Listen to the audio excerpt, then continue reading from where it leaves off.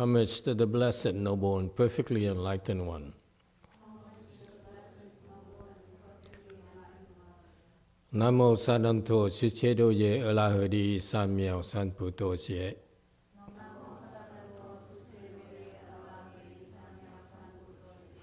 Nam mô Thác Đắc Tha Tô Ya Đa Ya A La Ha Đề Tam Miệu Tam Bồ Đà Thoa.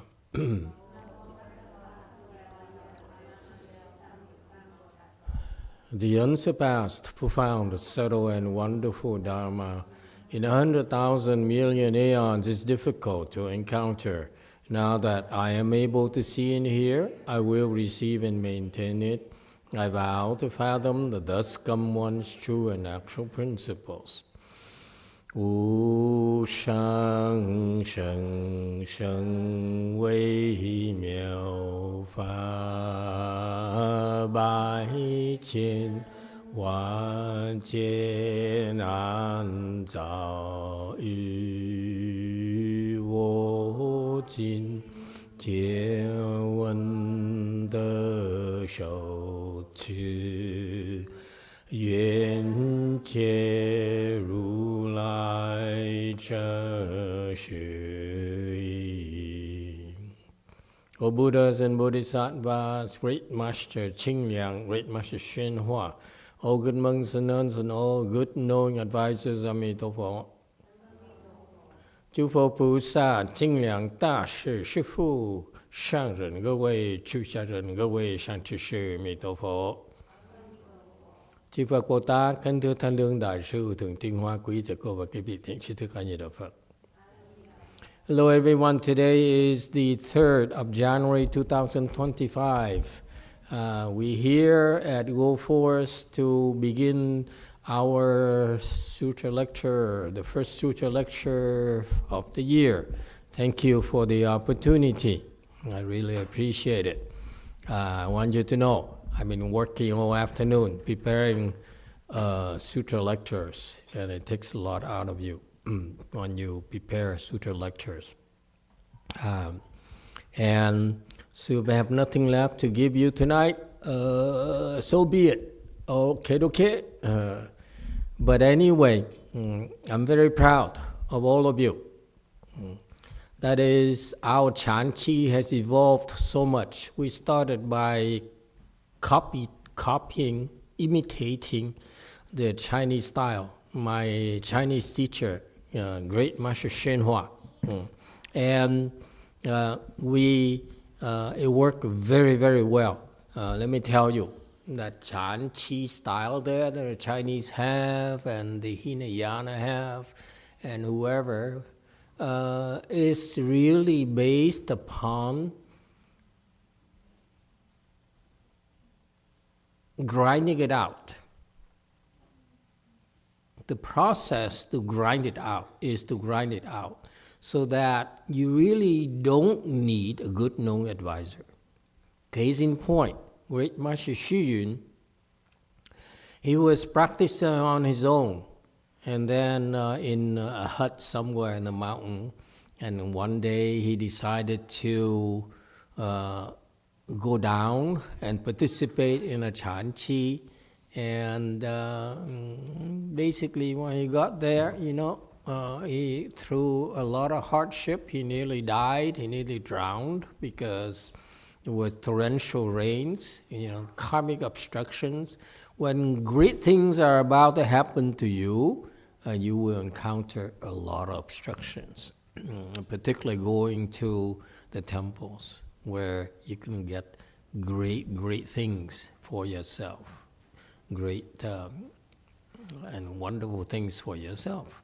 And so he nearly died, but he persevered, he never gave up. And when he got to the temple, the abbot knew about him because Master Xu Yun, Great Master Xu Yun, was known to be a devout and very sincere cultivator. He isolated himself in a hut for years and was not seeking fame and profit or anything at all. And so the abbot asked him to take over and assume the administrative duties for the abbot. And Master Xu Xun refused. Hey, I came here to become enlightened, to cultivate. I'm not here to work. And so the abbot punished him, really beat him until he bled. And Master Xu Yun took the beating and then actually made it very difficult for him even to even sit. And he persevered. He sat and sat and sat. Okay? And that's the spirit of Chan right there. And after a while, he became enlightened at the age of 54. At the time I heard of the story, what I was told by Master Hsuan disciples was that's fast. To me, it's damn slow, looking back. Why? Because they grind it out. Okay? This style of practice, the Chan Qi and the Fo Qi, are to be, is that you grind it out. And we're going to have some more instructions, wonderful instructions here from Master Hsuan and Master Qingyang later on. And so it works very well because, Master Xu Yun, you look at the story, clearly he didn't really get much help from the abbot or the people there. It's just a place, a medium for him to practice. And unlike when he practiced in his hut, his Dharma protectors were protecting him, his own Dharma protectors only. Okay? But he went to the great temple there. There were, in my estimate, other bodhisattvas who decided to come to help Xu Yun. So they brought their own Dharma protectors, and that's why Master Xu Yun was able to overcome a lot of obstructions, and he finally became enlightened and reached 8th ground bodhisattva, no small feat. Okay? But he started cultivating at the age of 19. He practiced Hua-To for 19 till 54. Someone help me out with the math. I'm not, I can't calculate tonight. How many years is that? You have to use a calculator? What? 35?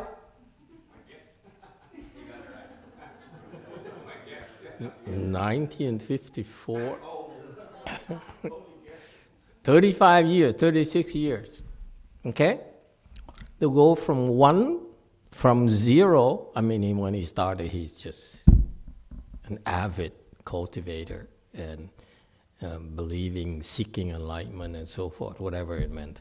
And then he went for 35 years, so he went from 0 to 8th round.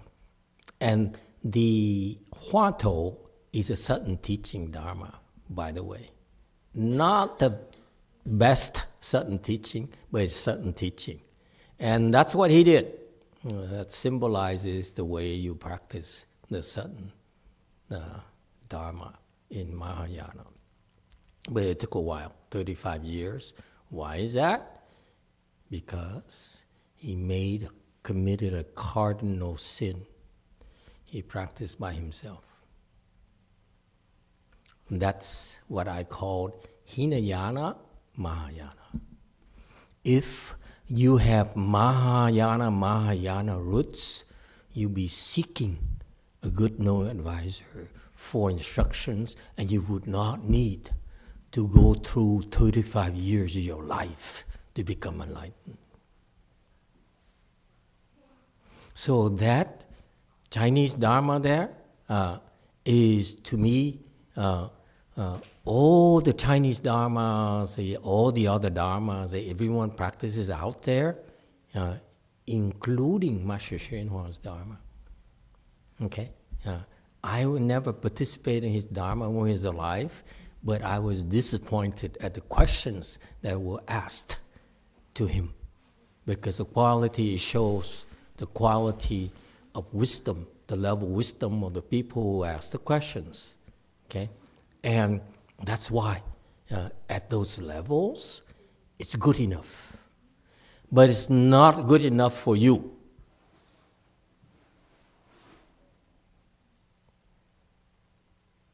So that's why, after a while, when I realized that my students, this community got to a level where you need to speed up the process, can no longer do the grinding thing. And so we switched to this format where we started explaining sutras. And it's experimental, to be honest with you, because I had to give you something deeper than the Chan instructions. And it seems to be helpful. So let me tell you, my conclusion after, this is my 20th year. Huh?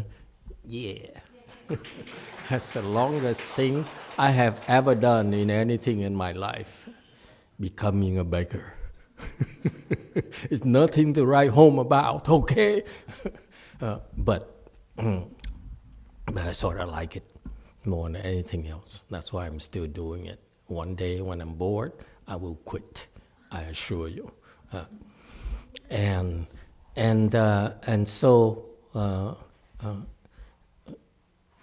So these lectures here, the process we're going through, during the weekdays, weeknights, we talk to you about Chan instructions, and learning from a Chinese, learning how they grind it out, what their instructions are, because there's a wealth of Chinese Chan instructions, and those wisdoms are very profound. I still don't know because I never learned from a Chinese. I only read about it, okay? And even a lot of the audios we're listening to, for me, is the first time. Because the first time I read something, I heard something was on a cassette tape. It cost me like $145. At the time, I was very poor. I counted every single penny. I knew every single dollars I have. And so the sound wasn't great, but here, with so much help from all of you to transcribe it and to translate it, I'm so grateful. I have a chance to learn with all of you for that. I'm very, very grateful, let me tell you. There's no need to reinvent the wheel. The Chinese, through masteryonghua, have perfected this grinding dharma. So we should learn from it, okay? However, I feel that I hope that in the future we will be able to continue this format where we'll lecture sutras for you. It started because of the fact I realized that none of you would have the time to come every day to listen to sutra lectures. Okay, so I had to finish certain things. For example, I would like to finish certain chapters of the Avatamsaka Sutra. And since I'm really rather stupid and slow, everything I explain takes forever. Like, what is it? The Vasha Sutra took me 3 years, okay? And the 6th page are explaining it in a day or something. I'm slow, okay? And then, what is it? Eartha Sutra took 5 years. Amitabha Sutra took 3.5 years, and so forth. I'm very slow with my explanation. Maybe I got distracted by so many of the questions that you ask. But these sutras are very important because of the results we produce. Okay, our students got more advanced, much more advanced than the Chinese style of practice that Master Xu Yun and great Master Masteryonghua advocated. Okay, because it seems to me that they were preparing for people to grind it out because they know that the good knowing advisors are not available. So fundamentally, you have to learn to grind it out yourself. If you're lucky, you have enough blessings, you find a good knowing advisor, then you will achieve fruitions a lot quicker, much, much quicker than the Chinese. All right? And so just want to share with you that this format will keep, because as is the case tonight, I hope to go into deeper and deeper concepts that will be very helpful to all of you and to me as well. Okay? And so, because these are the seeds for these are fantastic seeds, Vajra seeds, that will be there for you forever, and until they sprout and help you reach enlightenment, whatever it means to you. But it's a fantastic thing. Okay? It's the best thing that could happen to you, I assure you. Because I've seen many enlightened people in this community, and they don't look back. They don't say that, oh, after all the time, all the grief Master gave me and pain he inflicted upon me, it was well worth it. Okay? Maybe one or two couldn't see it because they're stupid, not because, okay? Yeah, stupid people can become enlightened. So there's hope for you. Let's face it. Put your hands down. This is not the time to reveal your true self. All right? So enlightenment could happen to any of us. I assure you. This is why we're doing this. There's no discrimination. It doesn't matter. You short, you fat, you tall, you yellow, you white, you old, you young. Makes no difference. See, remember Master Yu Yun was enlightened at 54. There's no reason why you can't be enlightened before that. It's called sudden enlightenment, which hopefully we'll go into tonight.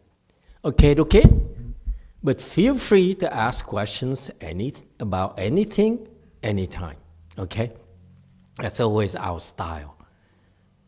And if we don't get to the sutra, it's your fault. Yes, sir. Number 6. YouTube we have a question from Da Nai. Amitofo, what's the difference between Chan and other types of Buddhist teaching? It starts out different. Chan, I feel that Chan, I don't know all the other teachings, all the other schools, because I only learned some schools. I was more interested in Chan, and then I had to learn Pure Land because I had to teach something. I wasn't sure I could understand Chan, so I said, well, let me see if I understand Pure Land. And because no one else understood Pure Land, not Jing Kung, not anyone else, not Master Thichvinhhoausa's disciples. I said, well, let me find something else that I can do that others can't. So I switched to Pure Land. And then I advocated Chan and Pure Land in parallel practice, because some Tibetan sect call it parallel joint cultivation, which is should not be the case. Okay, and so I went to Pure Land. I understand Pure Land. I realized Pure Land is quite advanced. If through Pure Land you can reach high levels and Xu and so forth, and so. And then, as the nature of my work, I meddle a lot, because many of my disciples have severe depression. And unfortunately for me, early on, I messed up, and I'm partially responsible for a person's death.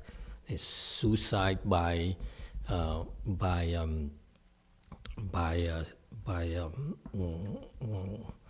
because of depression. And so I declare war to them. I said, I'm going to fight you until my last breath. I will be your enemy until my last breath. And the next lifetime, a next lifetime, a next lifetime. And so in order to fight them, you can't use Chan, you have to use mantras. So you see, I learned things by necessity, not because I wanted to. And so you ask me what is the difference between Chan and the others.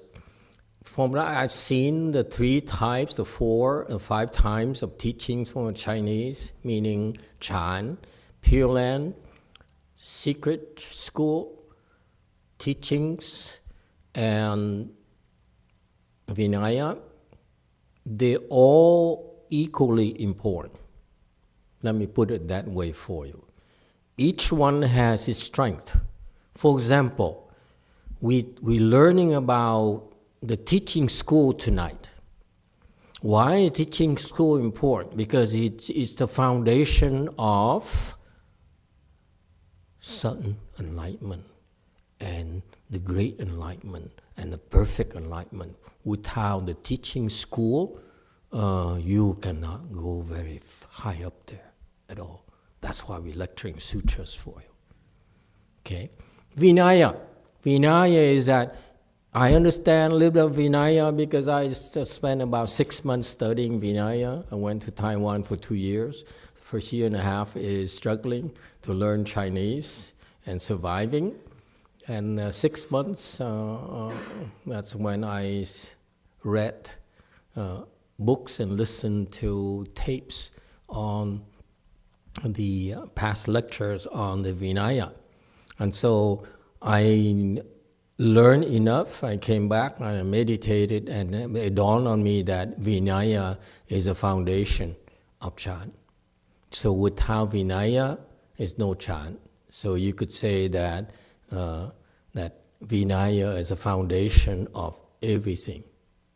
And I feel, and I hope that in the future, while I'm still alive, some of my disciples might become ambitious and said, I want to go learn Vinaya. And through the study of Vinaya, I can become enlightened and reach Mahasatna level or higher. That would be my ambition. Okay? I feel it's possible. I just don't have time to do it. It's too late for me to do it. Too old. Too tired. Okay? Too angry.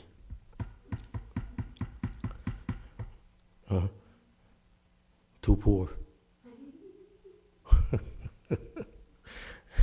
And so Vinaya is a fantastic school. If you can simply study Vinaya and you meditate on that, okay, you can really become enlightened. I feel. I haven't done it, but I feel this. I understand the process behind it about certain enlightenment, so I know with Vinaya, you still reach very high level, okay? The combination of Vinaya and Chan is necessary. You cannot teach Chan without understanding Vinaya. All my Chan teaching, you look carefully, you go back carefully the last 20 years, it's based on Vinaya. I don't say it's Vinaya because no one wants to hear it. But it's no Chan. You cannot become enlightened unless you are in accord with the Vinaya teachings. And the magical thing about it is that none of you realizes that our Chan instructions are also Vinaya instructions. That's why I'm warning you. If those of you in the future who say, I'm a Chan master, I'm not Pure Land, I'm not, Tantra, I'm a Chan master. You cannot be a Chan master unless you understand Vinaya. You cannot be at the top notch of our Weiyang lineage unless you understand the Vinaya. Case in point, Master Xinhua provided a narrow, very, very narrow alley based on the Vinaya for my generation to reach our goals of cultivation.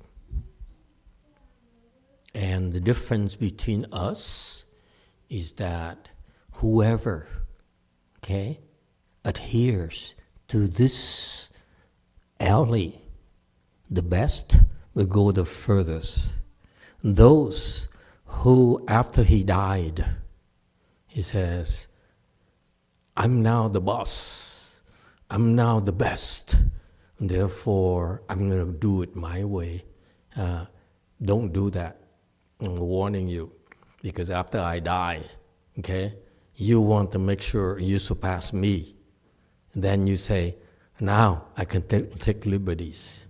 But if you haven't surpassed me, you don't want to change my instructions.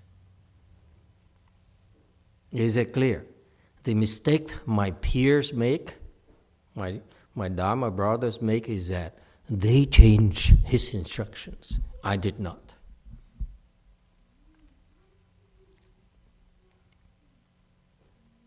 And that's what the pressure of fame and profit will do to you as a monk. I'm warning you. So, Jungin Sunim, drop it. I don't ever want you to even bring up that you're going to have a temple and you're going to get a temple for me. Get 10 temples, not one. I only go for big things. I'm not interested in small things. You hear? There's no fame, there's no profit until you reach Master Hsuan-Hua's level. Then you're free to do whatever you want to do. But until then, I'm warning all of you, okay? Do not scheme for money. Do not scheme for fame. Do not scheme for profit. Because you're only shooting yourself in the foot. My master never did it. And he left behind him all the Chinese instructions and all these teachings here. We hopefully will go into tonight. If we can have fewer questions and simple questions. You see that these are incredible gifts he gave to the world, that only people like you have enough blessings to be interested. You may show up, but you say, I don't know, I'm just doing it here because.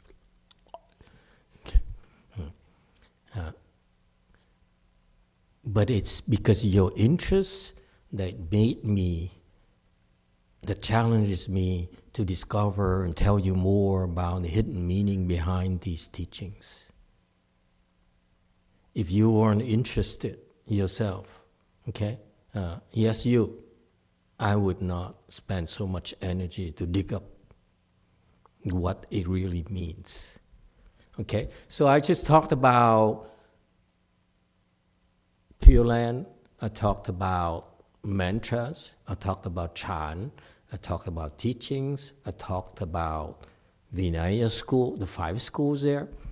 So the long answer to the question is that each school is very important. This is why I feel that Chinese Mahayana is so advanced that if we simply, in our generation and future generation, we simply follow and specialize in those 5 schools there, okay, American Mahayana will thrive and prosper. Because it's the same principle. You don't want to get out of the alley until you surpass them. My attitude is that let's surpass the Chinese, then call it, and define our own style, okay? But right now, all you have to do is follow these 5 schools, and you get there, big time. Chinese is so profound, let me tell you. Unfortunately for the Chinese Mahayana, no one understands Vinaya anymore. Okay? And we will make sure that in the future, that those of you who are interested in choosing Vinaya, and you will be able to receive plenty of support and not having to worry about money or anything at all. That's my hope for all of you.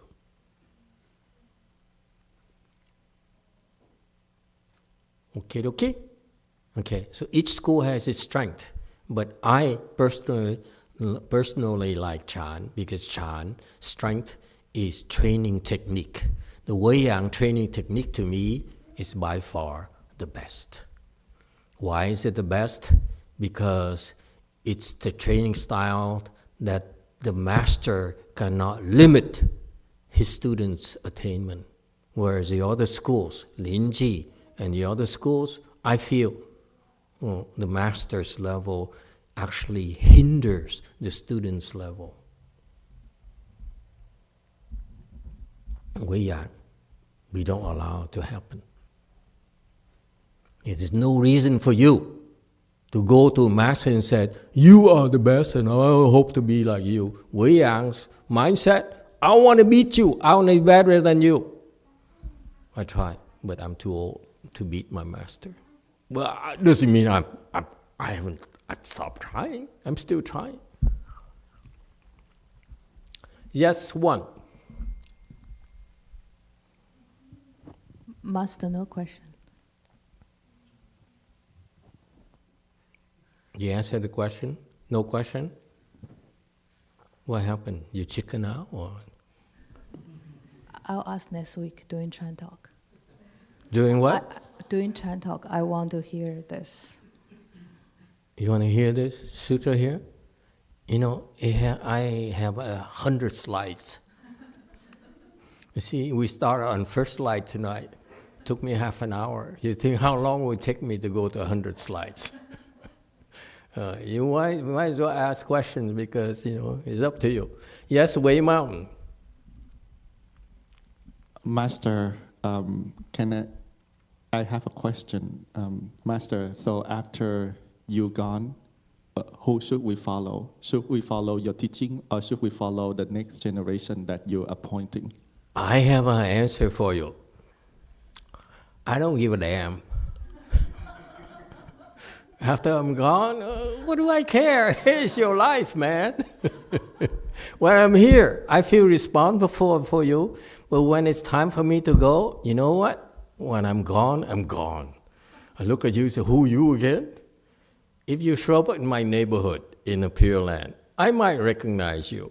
But if we meet again here in Saha World, don't hug my feet. It's very annoying. Okay? So after I'm gone, good luck to you, is the answer. I'm only responsible for you. I only feel responsible for you because I still have the strength to do it. If I run out of opportunities or time or strength and so forth, hey, you move on like I did. This is Wei Yang training. You remember Wei Yang training, okay? We should have, you follow the Wei Yang teachings, you'll be fine. Wei Yang Chan is fantastic. Anyone else? Yes, 6. YouTube has a question from Sauces. Master has spoken about... Sauces sounds like French influence. Chinese today have some very nice Chinese sauce I never had before. I like it. Yeah, thank you. So, Master has spoken about depression ghosts lately and said he likes them because they are stupid enough to show themselves. What is most important to prevent the depression ghosts from touching you? You don't want them to not touch you. Let them touch you. Let them attack you. Just the ones that you can handle, not the ones you cannot handle. That's all. There's no need to be fearful. Listen. Cut it out. Don't be like, I don't want to suffer. You are suffering. One way or the other, we're here to suffer, like it or not. Agree or disagree? Tell me your life is full of joy and you're so happy that you see your husband, you want to hug him. Anyone? See, or the girls, you see what I mean?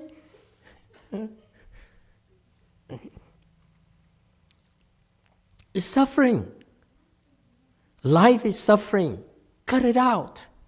Suffering is good for you. This is the nature of our world. Why do you think our Buddha, Shakyamuni Buddha, the great Buddha, my teacher, my boss, created this world was so full of suffering?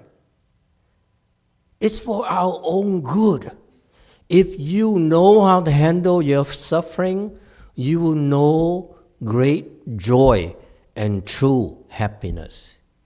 If you go to the Pure Land, you won't know suffering. That's why your speed of cultivation, your rate of achievement would be a lot slower. How much slower? 1,000,000 times slower, let me tell you. So there are always trade-offs. For those who are weak, and we've seen quite a few of them, haven't we? Huh? Look around you. I mean not here. Go to the supermarket. Go to a coffee shop. Okay? There's so many people who are so weak that they cannot take suffering. Suffering is so overwhelming for them. That's why Shakyamuni Buddha says, those of you who can't handle it, you should go to the Pure Land. I have a Dharma to help you go to the Pure Land because, forget it, it's too much for you here. You hear? If you find, this is very important, this is the nature of Pure Land Dharma. You find yourself suffer about something, like your husband. Your husband makes you suffer, and you can never forgive him. Anyone? You're smiling again. Don't do that. because we notice everything. It means that the husband makes her suffer so much. No, I'm just...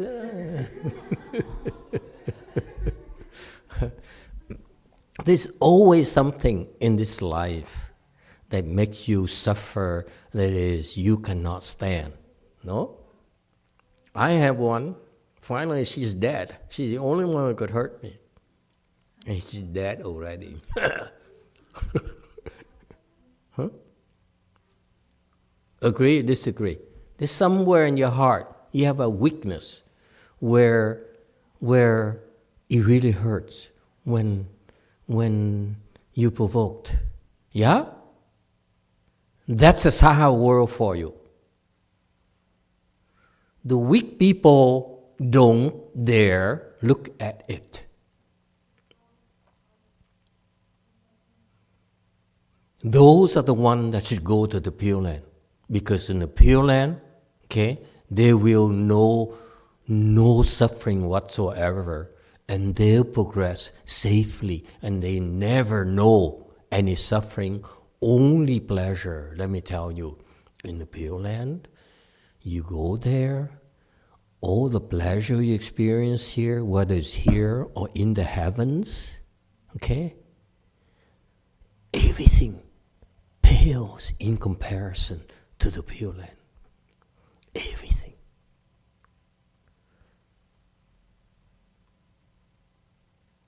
And that's why those people who are from the Pure Land back here, you can notice they're different because they're not easily tempted by anything here.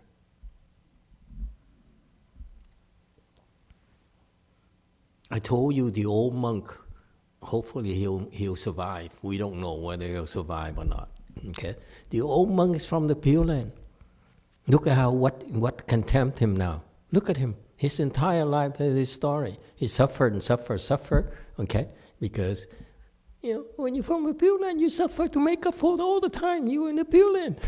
That's normal. Okay? He suffered so much. Okay? What could tempt him, you think? Only two things now could tempt him. Number one, relics. We all know that. The only thing that excites him in life is relics. What a fool. Anyway, number two. What's number two? You don't know this. Only I know this. Huh? What's number two? I can reveal to you because I don't care. He doesn't care. He's too old now to worry about it. Yes, 5. Is it women?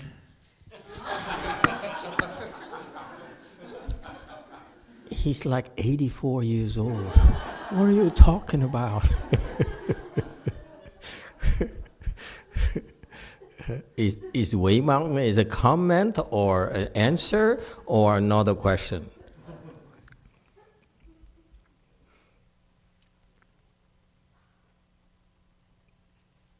Hi, Master Amitofo. Master, I realized this fasting that what makes me suffer is my arrogance. So I saw... No, you arrogant? Yes. Oh, yeah. So Okay. I repent. Mm-hmm. Okay. So I repent. There you go. Don't be arrogant, then your suffering ends. Yes, Master. That's all. Yeah. Sound like you fasting. Yes, Master. And your arrogance is making your fast difficult? Well, yesterday it did. Yesterday. I- Okay, well. I thought I could do something, but no, I end up with consequences. And then I realized the level of arrogance. It was because of my level of arrogance. So that's what I repent. Master, I do have a question. Yeah.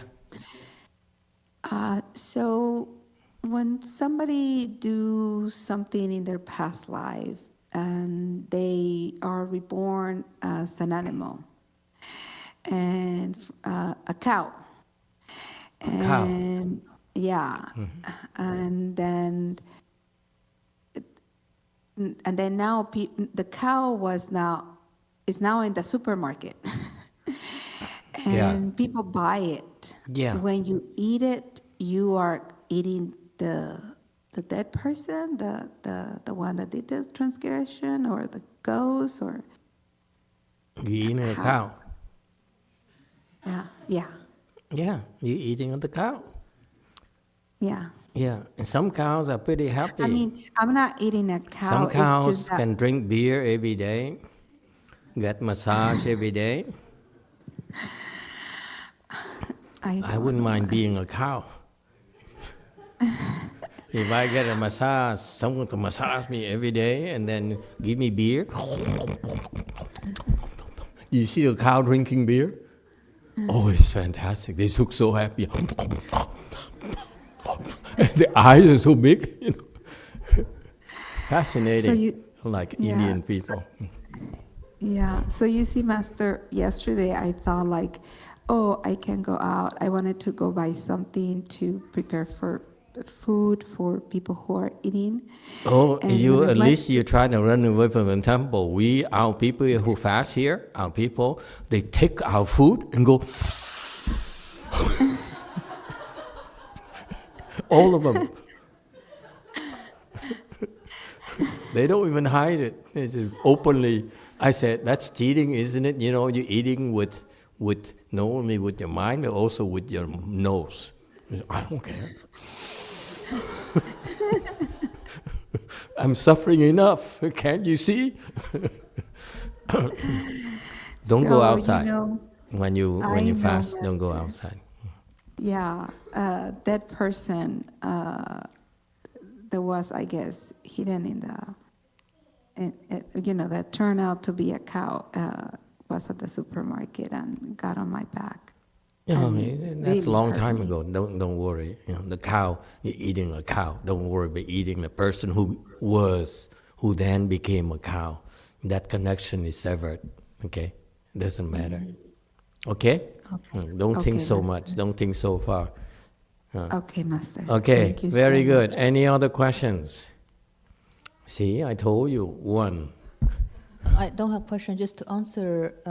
I think Venerable XC might be attempted by visiting sagely grounds. Daily grounds? No, not at all. He has way mountain. He doesn't care. Hi, Master. At the beginning of my fasting, I didn't really believe I could survive 9 days without eating anything. Yeah, how is it No. possible? Not you. I mean, I would look at you, and when you told me that you could fast for 9 days, I'd say, not possible. So Yeah, how did you do it? I was. And look at her, so- she's still smiling. That's not fair. I've been eating for the last 9 days, great food. Today, street food from China and Taiwan. Ha ha ha. Yeah. I was sent to an emergency room twice because I just skipped one meal and passed out. And the third time, people didn't send me to a hospital only because I was on an airplane. Okay. So I was really worried when I started. Uh-huh. But I'm grateful for Venerable Xiansheng who pushed me through. You could have died. Yeah, but right now, although I'm wearing like a polar bear, I'm really bony. When I lie down, like all my bones hurt, so I cannot fall asleep. There's low fat to protect my bones from the hard mattress. And my body weight dropped from 100 pounds to 84 pounds. So my first question is, how can I get my weight back? And my second question is related to the first one. The spring semester will start in about 2 weeks. And on some days of the week, I need to give a 4-hour lecture on my feet, followed by 3 hours of advising meetings. So I need to speak for like 7 hours per day. I don't feel that my body and the brain are ready for that type of work. So what are your suggestions to get my body ready for that? Thank you, Master. Get some more rest is the answer to the second question. Just rest some more. Don't worry about it. Okay? You build up your stamina again. Just eat slowly. What are you eating now? What are you into, solids yet? No, so I just drank some fruit water. Oh, okay. After my fasting was done at 5 p.m. Okay, Sunday, that's Saturday, Sunday. It's only 2 days left, huh? Okay, you can start eating tomorrow. No, I'm already done with fasting.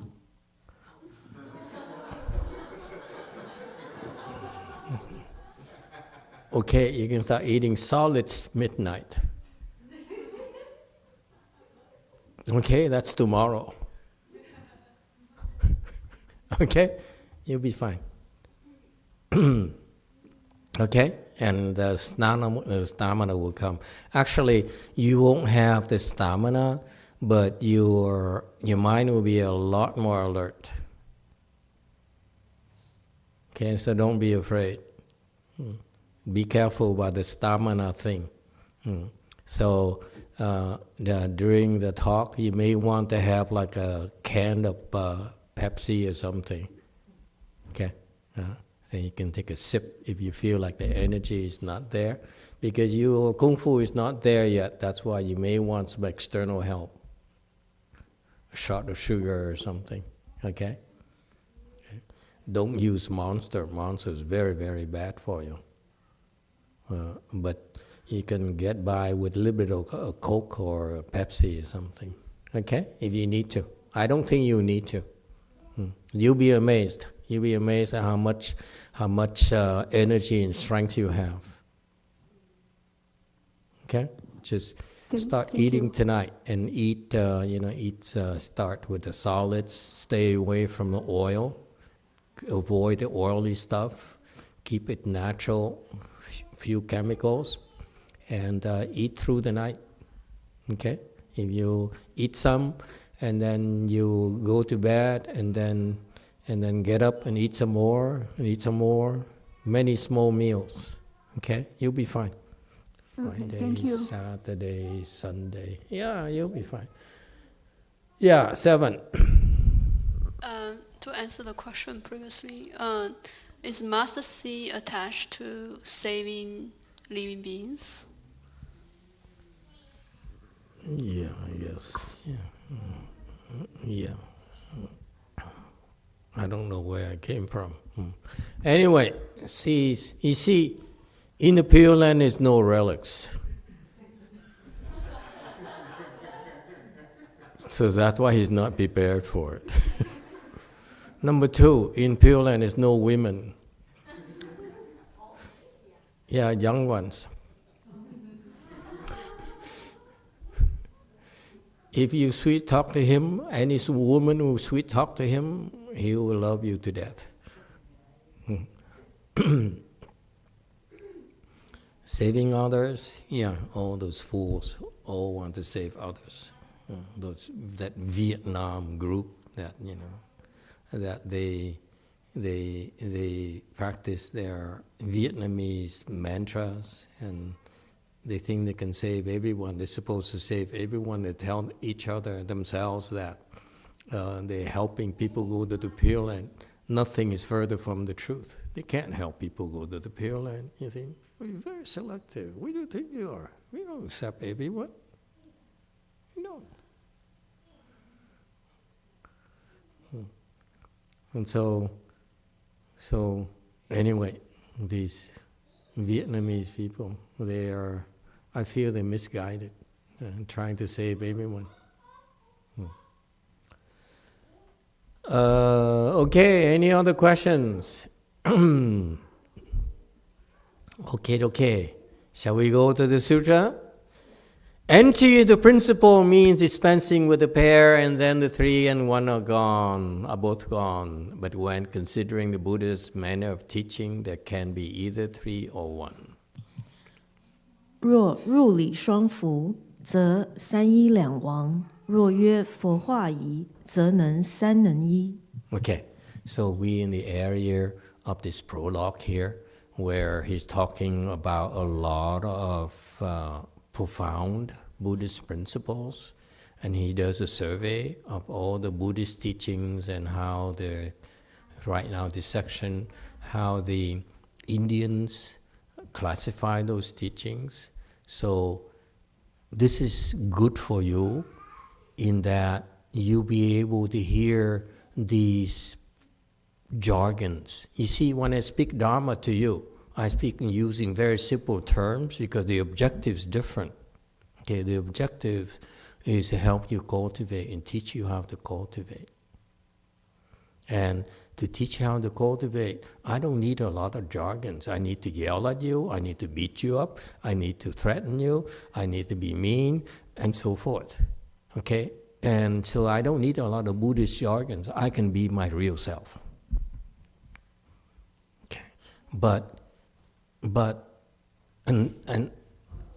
when it comes to sutras, Master Ching Liang is a great scholar, so he helps us. This thing here, it helps us, exposing us to the Buddhist jargons, so that in the future, when you hear, because those you monks and you lay people as well, eventually we have this reputation and you come to BLI for training, and they're going to come at you and test you. You say, what about, could you explain to me what is this principle? And and so I want you to hear about these things so that you won't be surprised. The first 15 years, 17 years, I didn't care. But now, because there's so many of you now, And so the community is getting bigger and bigger, and so more and more people will become jealous. And I want you to hear about these principles, this jargon. It's a good thing, okay? It's a very useful thing in my mind, because otherwise you'll be enlightened, but you don't know anything, meaning that you're totally useless. Okay? And so 1243 commentary, he says, he's basically talking about the three, in Buddhist teaching, the three schools, three vehicles. The Arhat vehicle, where you become an Arhat, the Pratyeka Buddha vehicle, where you become Pratyeka Buddha, and then the Bodhisattva vehicle, where you become enlightened, big enlightenment. Okay, so those are the three major vehicles. And ultimately, the Buddha says, all those are temporary vehicles. What I really want to teach you is one vehicle, the Buddha vehicle, where all of you should realize that the sound you hear, the Arhat, the Pratyeka Buddha, and the Bodhisattva vehicles, they all are transition. They all are designed to transition you to the one vehicle, the Buddha vehicle. That's all. All right? That's what you need to know. So don't be enamored with someone who says, I'm the best. And so you look at them. If your Dharma is the best, what is the highest level that your teachers have reached? Yes? I'm very American. You cannot BS with me. If your Dharma is so great, how far do your teacher go? If your teacher is an Arhat, then you are an Arhat vehicle. You're teaching an Arhat vehicle. Your teacher is Pratyeka Buddha, you are a Pratyeka vehicle. Your teacher is a Bodhisattva, then you are a Bodhisattva vehicle. But if your teacher is a Buddha, then I see you as a Buddha vehicle.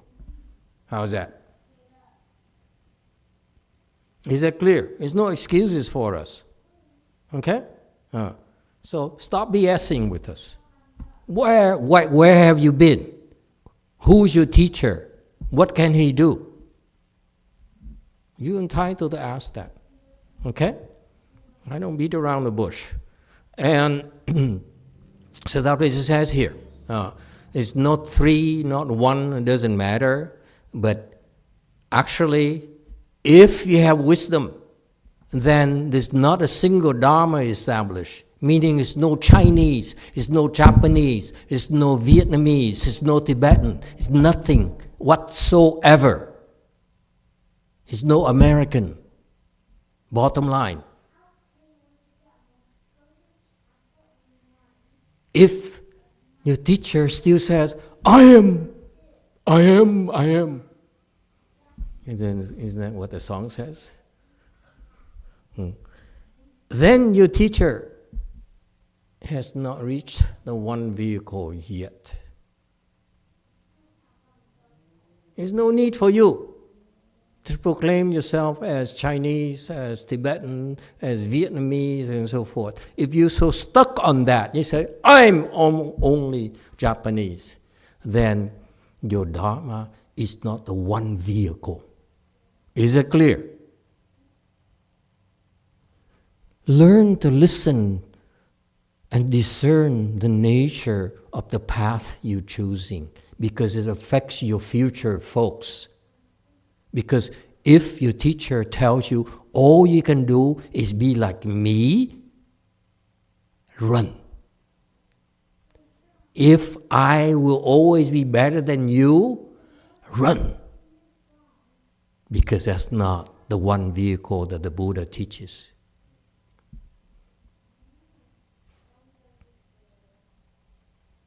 Okay? And how do you know? Because this teacher of yours will be able, if he has real wisdom, there's not single Dharma is established. Dharma is with the capital D. A small d is okay too. Capital D is for you, small d for me. Okay? Not a single Dharma established. Let me explain to you. There is no Vietnam Buddhism. There's no Chinese Buddhism. There's no Japanese Buddhism. There's no Tibetan Buddhism. It's nothing whatsoever. And that's the ultimate wisdom of the one vehicle. Is it clear? That's all you need to know. You don't need to know what is the difference between this and that. It doesn't matter. Ultimately, there's nothing. Okay? Not a single Dharma has been established. Not a single Dharma that you can attain. Meaning that there's nothing that the Buddha Dharma is not Chinese. It's not Vietnamese. It's not Japanese. That's what it means. Not a single Dharma established. Don't need to put a name to it. Don't need to label it as Korean. Anyone who thinks like that has not understood the one vehicle yet. Okay? Because if you think like that, I am Vietnamese Buddhism, like the old abbot is proud of saying, okay? Then he has failed this second line here. Not a single Dharma can obtain because he sees himself as Vietnamese Buddhism. He sees himself as Chinese Buddhism. There's no Chinese Buddhism. Wake up.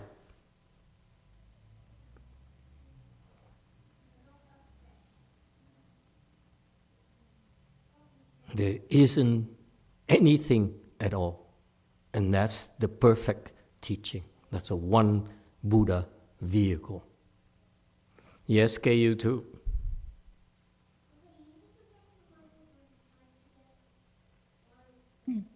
네, 주민님의 코멘트입니다.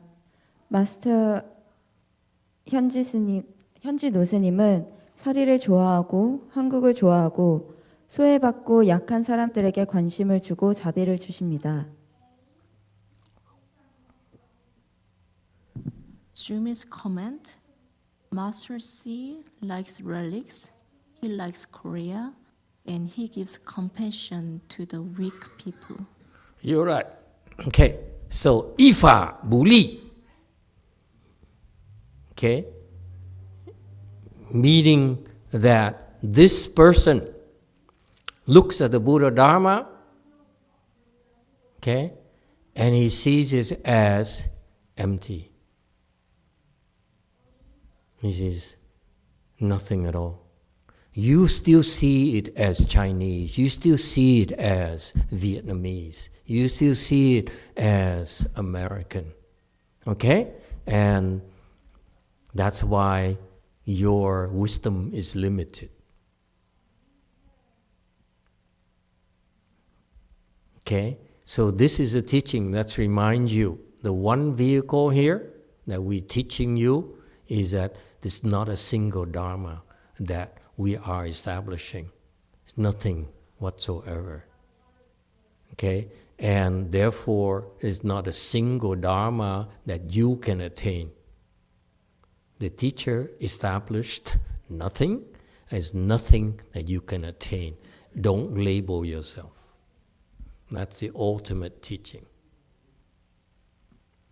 All right? That's all you need to remember. I don't need to understand. Okay? I'm telling you the standard because you're like children. When you're children, okay, we want to tell you if you want to go eventually and get an education, you shoot for the moon, should go to MIT, should go to, if you are engineering, I would go to MIT, okay? Your mathematics, I would go to Princeton and so forth, depending on your field, okay? And so, Yale and so forth, for law and so forth. Okay, so that's why all you need to know is understand this, to remember this. That's all. Okay? You don't need to understand it. Okay, just avoid these things. Avoid these bad counsels, these bad advisors who will funnel them into their own limitations. Meaning they want you to follow the Hinayana, they want you to follow the Pratyeka, they want you to follow the Bodhisattva thing. Okay? You're much better than that. You deserve better than that. So don't allow yourself to be entrapped. Yes, Way Mountain. Như là Phật, dạ con kính chào thầy. Dạ con thấy cái sự mà tuyệt thực rất là khó, nhưng mà con thấy chùa mình á, ai cũng giỏi hết trơn. Tuyệt thực từ 9 ngày cho tới 10 mấy ngày luôn, quá là hay. Riêng con thì con được có 5 ngày thôi, mà trong khi con tuyệt thực á, thì con có thể cảm nhận được những cái điều như là thấy cái sự đói của chúng sanh ở ngoài kia, những người bị đói họ sẽ khổ sở như thế nào, và những người vô hình bị đói khổ. Cũng như riêng cá nhân con thì con thấy mình đói thì đói mấy ngày xong mình cũng có thể ăn lại được, mình cũng có thức ăn mình ăn, cho nên rất là hạnh phúc. Tuy nhiên con ăn có mấy ngày, nhưng mà tại vì năm vừa rồi con làm được có 3 ngày mà nó khổ sở. Năm nay thì con lên được 5 ngày. Cũng mấy ngày sau cũng hơi khó khăn, nhưng nhờ cô Thuận với lại Martina khuyến khích con rất là nhiều. Dạ, con tính nói cho được con quên. Dạ, bữa nay thì con cũng đã xong cái tuyệt thực 12 giờ trưa. Con thấy mọi người đều giỏi, rất là tán thán. Riêng bản thân con thì không có làm được như các vị, nhưng con nhớ tới lời của thầy nói là các vị phải không cần giỏi hơn ai, chỉ cần giỏi chính bản thân của mình mà thôi. Cũng đồng nghĩa với cái câu ngày xưa Đức Phật nói là chiến thắng vạn quân không bằng chiến thắng mình. Chiến thắng mình là một chiến công oanh liệt nhất.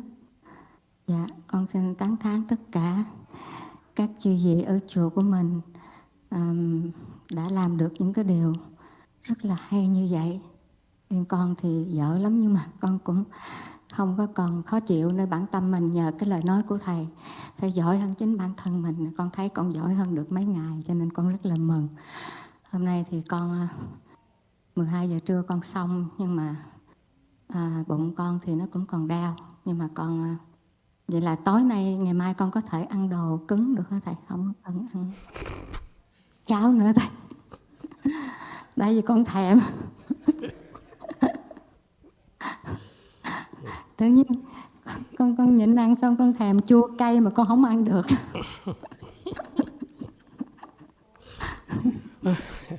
And the real intention comes out in the end. What she wants to ask is that. Translation.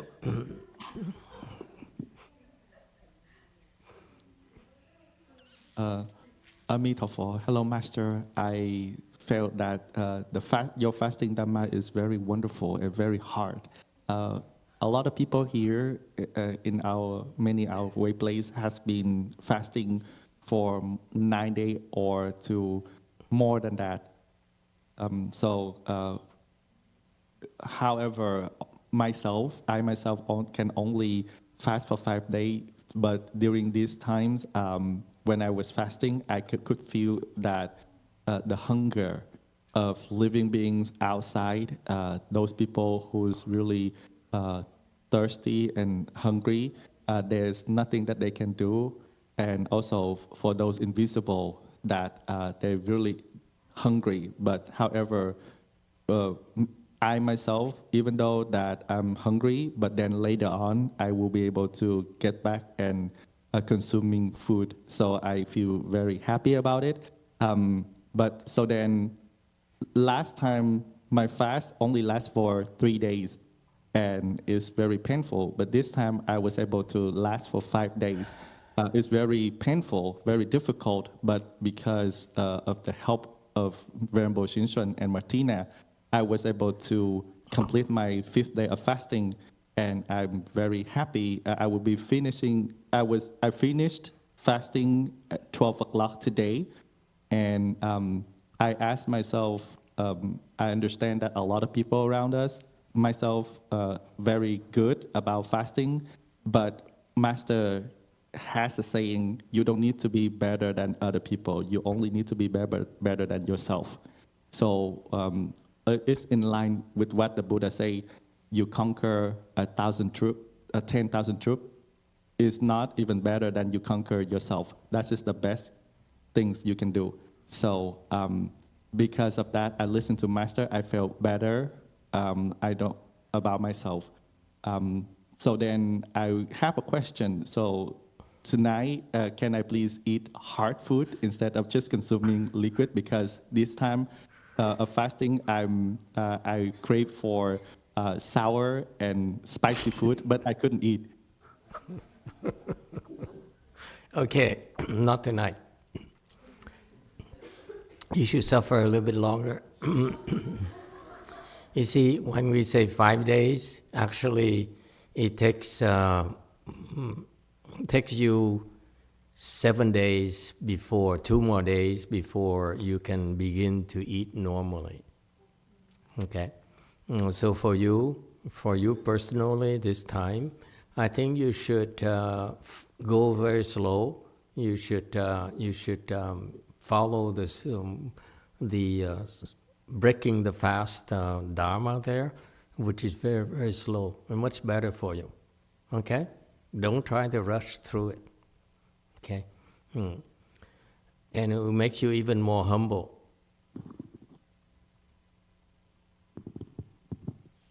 Okay? So that you look at your craving, you say, and I crave for this. I must have this. I have to endure a little bit longer. All right? Dạ, con cảm ơn thầy. Okay, good luck to you. Don't take any chances. Endure a little bit longer. It's better for you. Okay? All right. Anyone else? Okay. So that's why the Buddha says, ultimately, okay, be careful. It's for like I went to Korea and I see that some Sunims started promoting only Korean Buddhism is the best. Run away from those teachers, period. They're confused. 1245. Therefore, when competing, there is attachment to rights and wrongs, but with penetration, there is no debating between adversaries. The collection's 5 categories may be different, but none is apart from a Dharma realm. 是故尽执是非，达无为真，大吉五不虽异，不离法界。 Okay, 1246. And this is where I fault his disciples a little bit. You do not want to distort the sage's teachings just to sound better. You don't have enough wisdom. Okay? In ancient China, when they translated the Dharma from Sanskrit to Chinese, they had really advanced specialists who did that. These people, let me tell you, the translation here is a little bit off. And when you do that, okay, you are distorting the advanced Dharma of Master Ching Liang. And it's a very serious offense. Okay, whoever authorizes, approve this, will pay the price, along with those who translated and participated in this process. Okay, the teaching is very clear. He says that. Okay, he says that. Be careful of competition, of fighting. Because when you fight, there is attachment to right and wrong.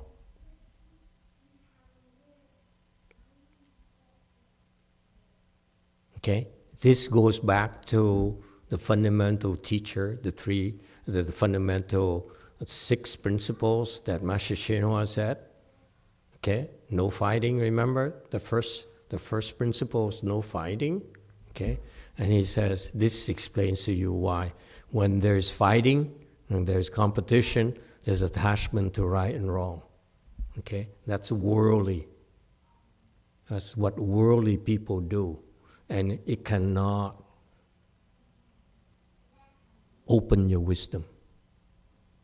When you engage in worldly pursuits, it's okay to compete, to fight. And it's a fighting and competition is based on right and wrong. Yes. But when you're cultivating and try to open your wisdom, you have to stop fighting. Okay? Because if you stop fighting, there is penetration. Ta is you penetrate. Why is it called ta or penetration? Ta is you penetrate through your stupidity, your confusion.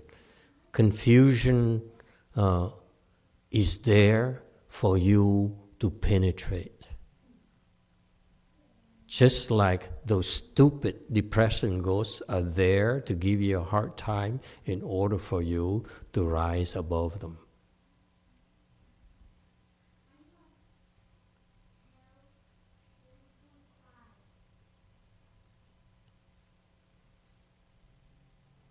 Okay? If you penetrate through, okay?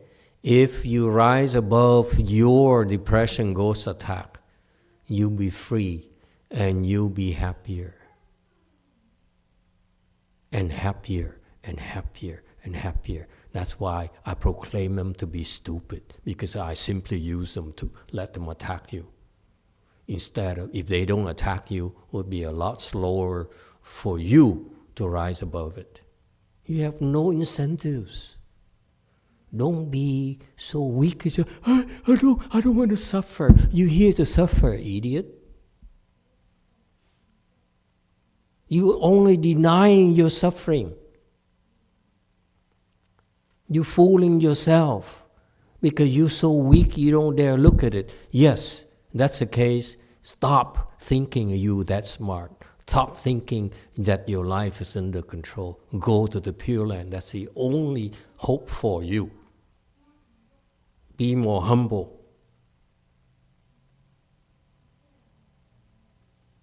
Okay? Because that delusion of yours, the confusion of yours, the suffering of yours, okay? We're using it to motivate you to rise above it and have a better life, have more meaningful life, happier life. Because if you're not challenged, the best of you will not come out. So what do you want? You want to be safe? You want to run away from suffering? You want to put your head under the sand so that you don't have to face these difficulties? Then you'll never be at your best. We, as human beings, have this ability to rise to the challenge. You know that? This is why what the Chan training is about. We challenge you and challenge you and challenge you. And you know what? Each and every one of you who's willing to give it a try, like it. Why? Because it's no longer intellectual. You're discovering things about yourself. You say, wow, I like myself. I really like it better than before. There's a price to pay, folks. You have to suffer in order to find out your superior nature. It's because of the suffering that your superior nature will rise above it, because it says, I'm better than this. That's the psychology of the Chan training in a Wei Yang.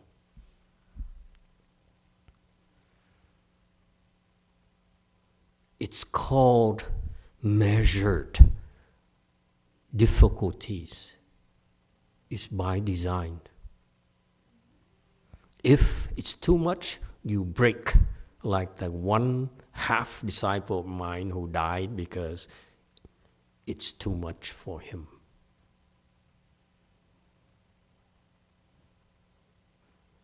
But do not cower and run away and hide your head under the sand because it's difficult.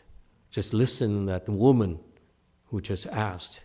She says, she's the one who came to me and she said, Master, I've been reciting Buddha's name for 20 years now. In the morning, I recite Ursta Bodhisattva's name 108 times. And she gave me a list of these things. And she said, this is what I've been doing for a long, long time. I know that you've been teaching, but you probably haven't taught as long as I have been cultivating. So what do you think of my cultivation? I said, you're so fantastic. Why do you ask me? What do you want from me? Confirmation you're a great cultivator? Yes, you're a great cultivator.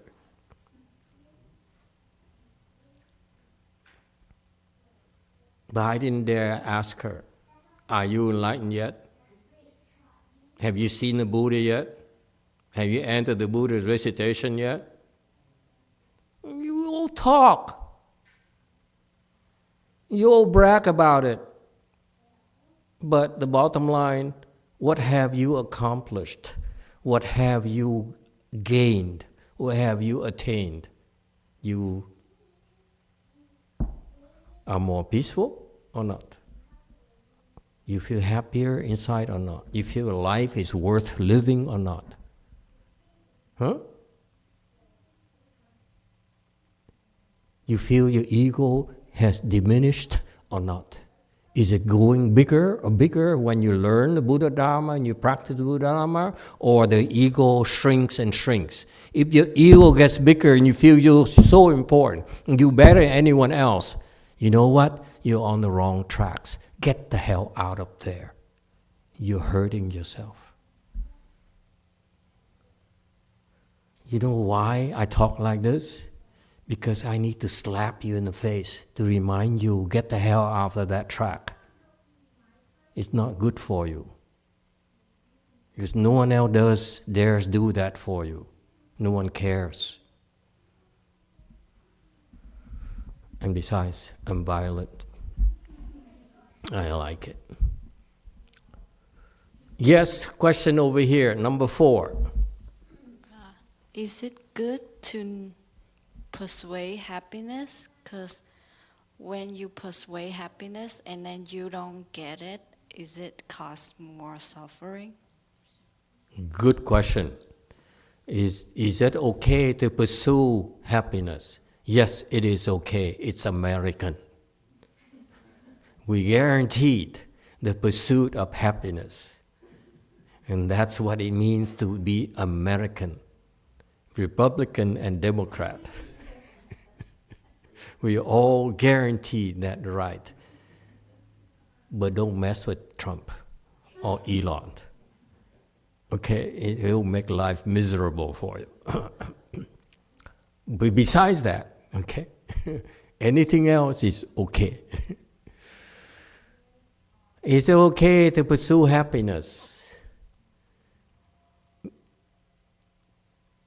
We don't pursue happiness. We pursue suffering. We pursue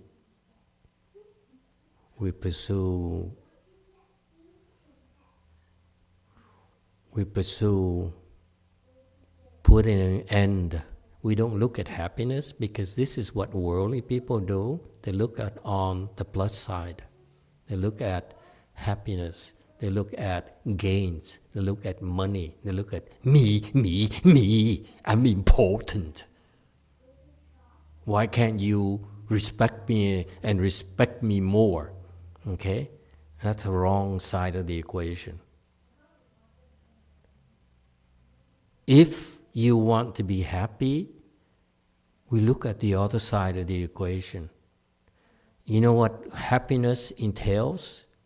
It entails less suffering, not more things, not more of the ego, not more cars, not more money, even though it helps. Make the suffering more pleasurable, okay? But it's not happiness. Happiness, let me tell you, young lady, is the experience of less suffering. The happier you are, it's only because you suffer less and less. People, ordinary people, have the wrong approach to real happiness. Their pursuit of happiness, as you talked about, as enshrined in our American Constitution, is called enslavement. Okay? You're enslaving yourself to alcohol. You're enslaving yourself to drugs. You're enslaving yourself to attention. You're enslaving yourself to your ego, feeling bigger and bigger, becoming bigger and bigger. And that's enslavement. There's no happiness there. Whereas happiness, the true nature of happiness, and the most effective way to seek happiness is to get rid of things that make you unhappy. Fundamentally, okay, the approach of worldly people to happiness is flawed. That's why look around you. Look at old people. Are they happy? They're not. Too late for them. So the next generation says, I see the mistakes my parents made. I will not make them. Okay?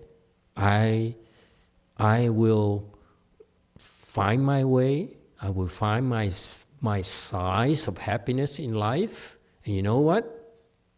It works better for them. But when they get older, you ask them. And the same answer as the prior generations. Are you happy? No, I'm not. It's because ordinary people, their approach to pursuing happiness is flawed.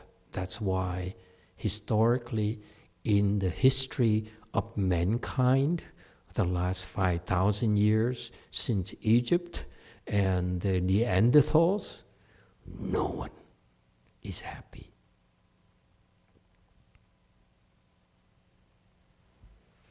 Because they pursue happiness. There's lack of wisdom that's enshrined in our American Constitution.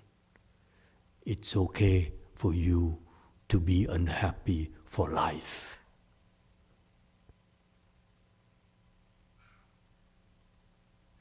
So let me repeat for all of you again. Happiness is, the nature of happiness is that you are happy already by yourself.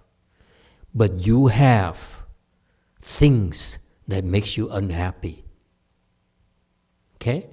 If you, like ordinary people, choose to only pursue things that give you pleasure, and you call it happiness, it's called confusion.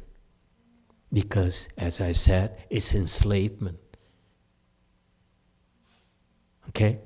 Today, I enjoy Chinese street food brought to America.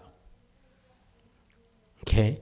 And they brought this bag of spices that has no onion and garlic. Now I know if I went to street food in China, in Shanghai, in China, they will be full of that. So they made a special concoction of the spices with how the 5 pancham plants, and they cook the food there, and then they stick the skewers there, and they put it in that solution. I said, wow, this is so nice. You know what? I like it so much I want to eat it again tomorrow. So I've been enslaved to Chinese street food. You can hardly call it happiness. I call it enslavement. Those of you who missed today's food, you're very lucky. Okay? You see, right there, look at your daily life.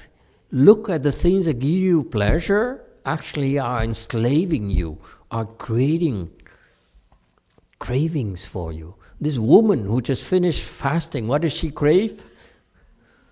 Chao.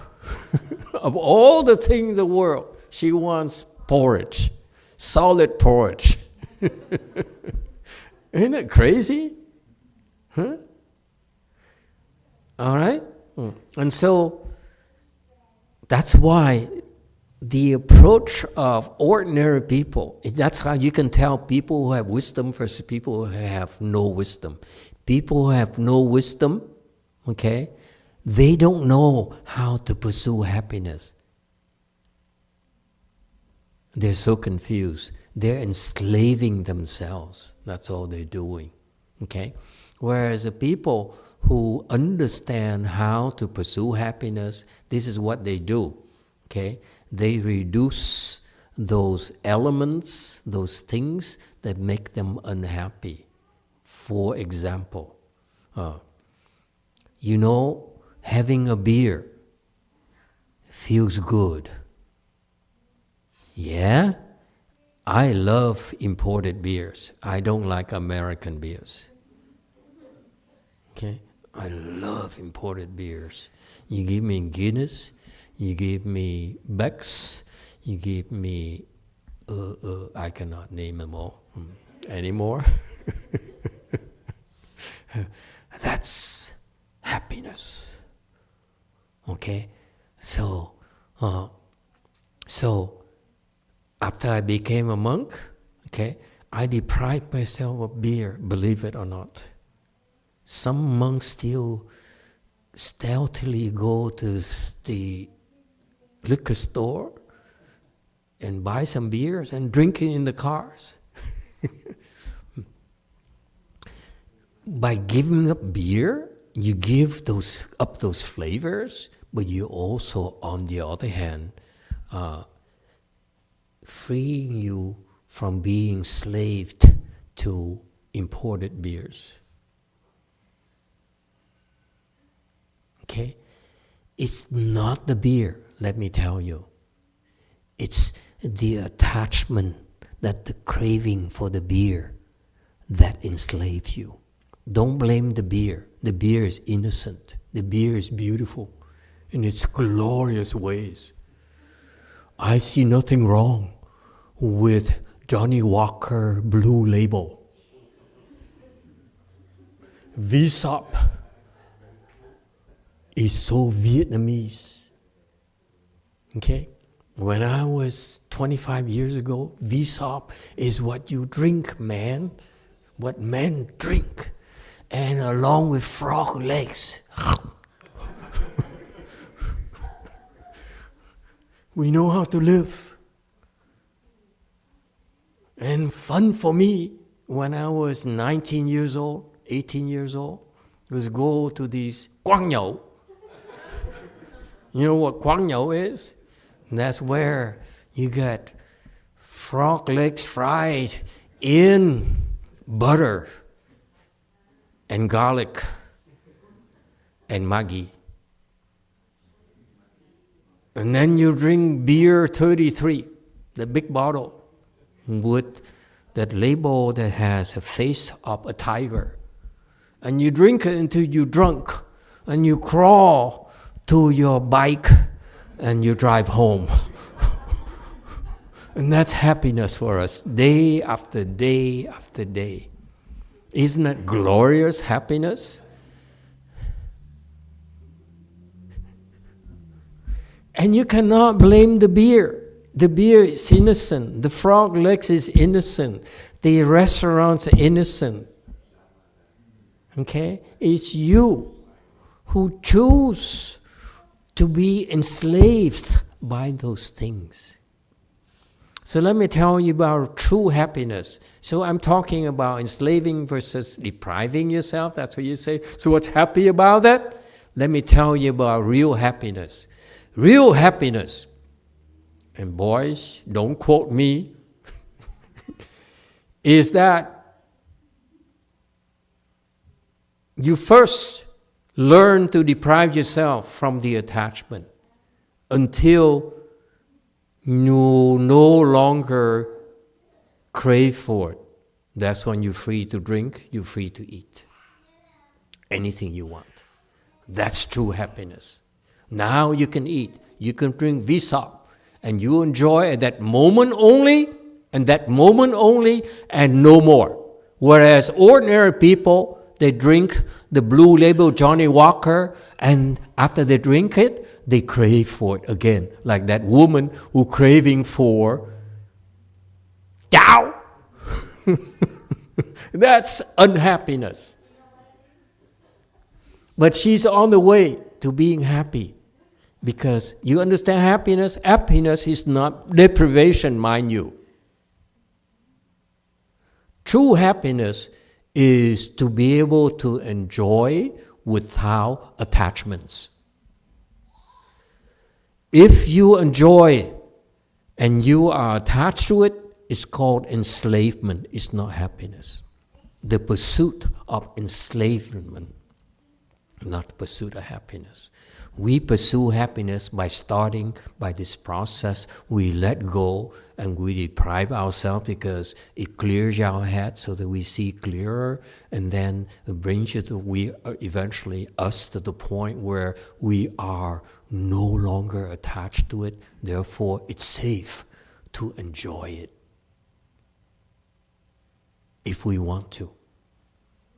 That's total freedom. How's that for happiness?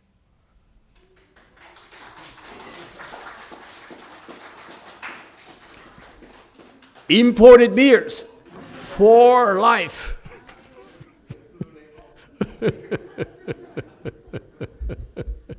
You got that? Okay? That's happiness, folks.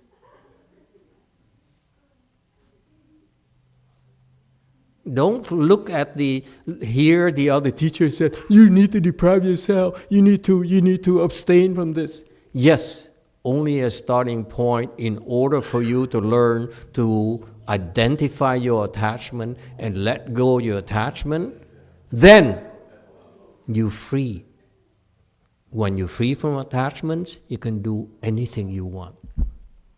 That's true happiness. You have no more fear.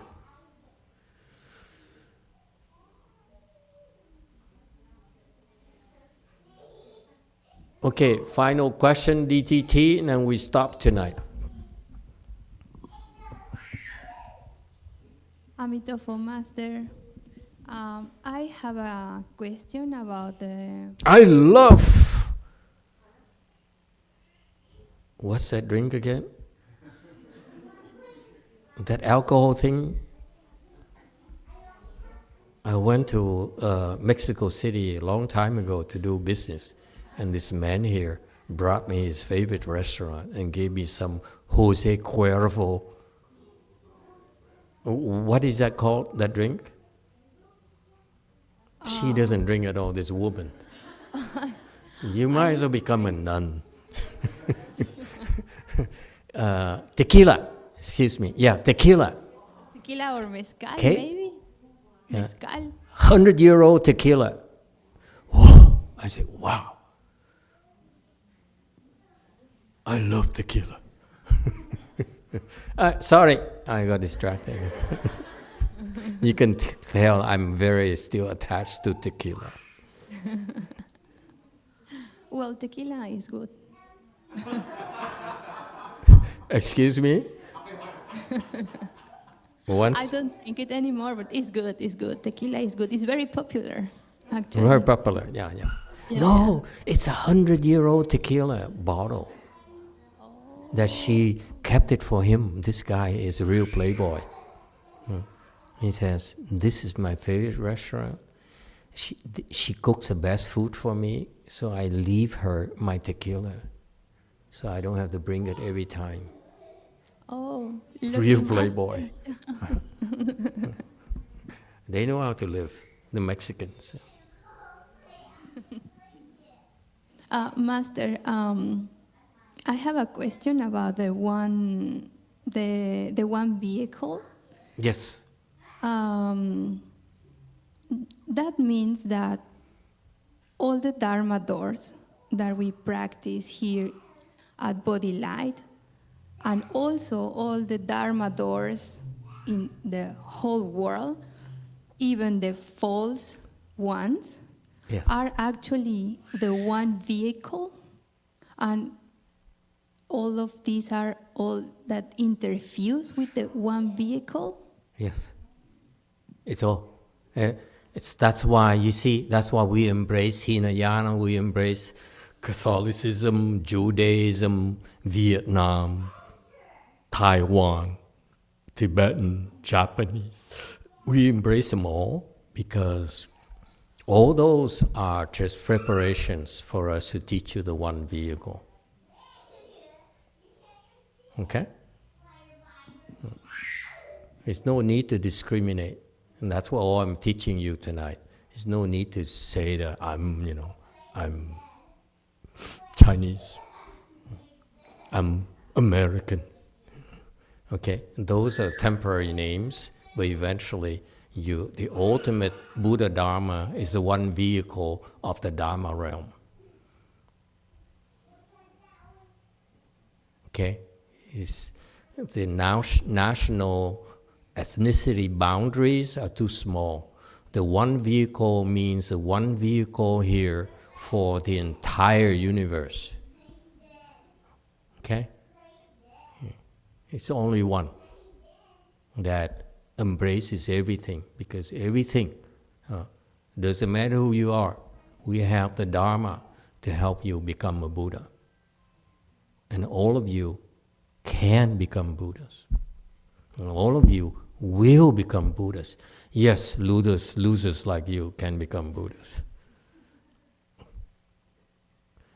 The sooner you realize you're a loser, the sooner you become a Buddha. If you think you're special, there's not much hope for you.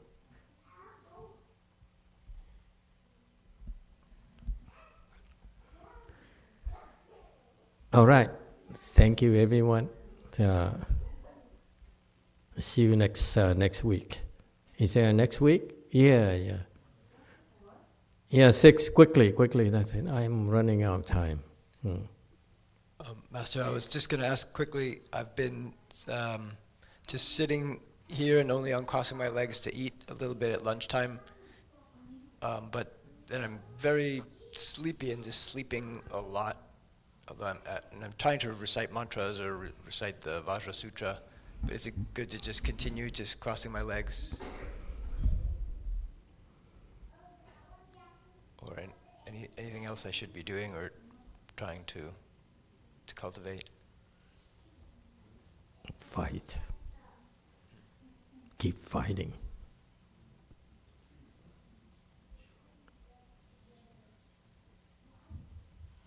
It's only one thing. Fight to the death. As long as you're not dead yet, you fight. And you fight. And you fight. That's the way you are. That's all that matters. No excuses. If you can kill me, go for it. But I refuse to die.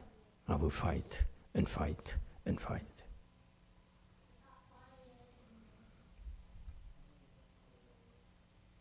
Yes. What do you want? 7.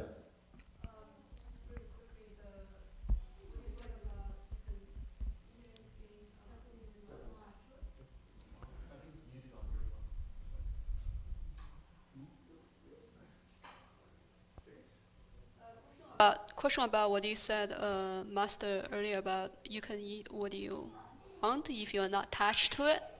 That doesn't apply to things with a karmic consequence, right? Like eat the frog legs. Can you do that if you're not attached to it? I can. I'm 70 years old. I can eat anything I want. That's a rule. Can we do that? Finally. I'm not enlightened, but I'm reached the right age. You heard a child master eating pigeons, right? Eat a pigeon and he spit out the pigeon with one missing. 知公禅师. Yeah, it's right there. So, eat anything. If once you have the wisdom, you eat anything you want. What about the karmic of the killing karma of eating the? You ask them. I don't know. I'm not there. Okay, thank you, Master. What do you want from me? The promise that it's okay for you to eat pigeons? No. Huh? What do you want? What are you up to? Okay, so this is coming from, I had a trip recently to Hawaii, and I have been having this feeling for a while that Master teachers are having fun in life, but I feel a lot of fun in traveling is just about food, and we really cannot eat much food. Our whole family is vegetarian, and we go like all the recommended stuff cannot really eat, and then we kind of like everyone order like veggie ramen. 6 people, it's really boring. It's kind of like makes the experience a lot less fun. So I'm having the thought that maybe I can eat meat when I travel or something. But we tried a little bit of like the fish stuff. It doesn't taste that good too, so I don't know. Let me try fish first, and maybe then we can talk about it later. It's the best poke bowl. When I started cultivating, I started memorizing the Shrangama mantra, and after that, Burger King, what they call it, Whopper, became bitter. I was very unhappy. That's the nature of cultivation. Evolves eventually. You understand. Okay, how to deal with it. Your level is too low now to talk about it. If you can eat a pigeon and then spit it out, then we can talk about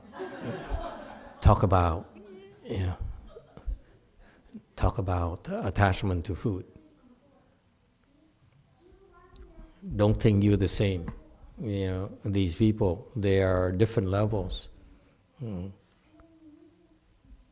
So when you're not there yet, it's best to stay on the safe side and reduce attachments. On the other hand, just to be fair, sometimes having wisdom means that you should make sacrifices, because when you go to your family with your family and they're enjoying themselves and you say, I'm vegetarian. I hate it here because it's all garlic and onion.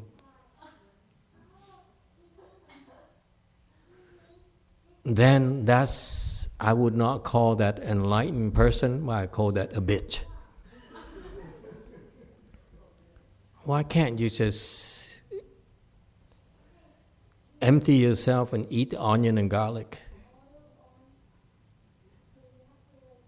so that you can share in the joy with your friends and your family? Why can't you do that? What kind of enlightenment are you? Enlightenment you is to serve yourself? Whew.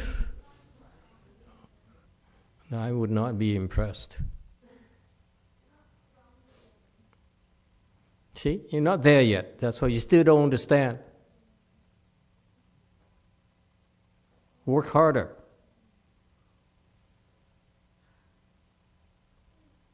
Still self-centric. It's me, me, me. I don't want to create karmas. I don't want to, I don't want onion. I don't want garlic. Wisdom is not big enough yet. Okay, we stop here tonight. Thank you, everyone. What did I do?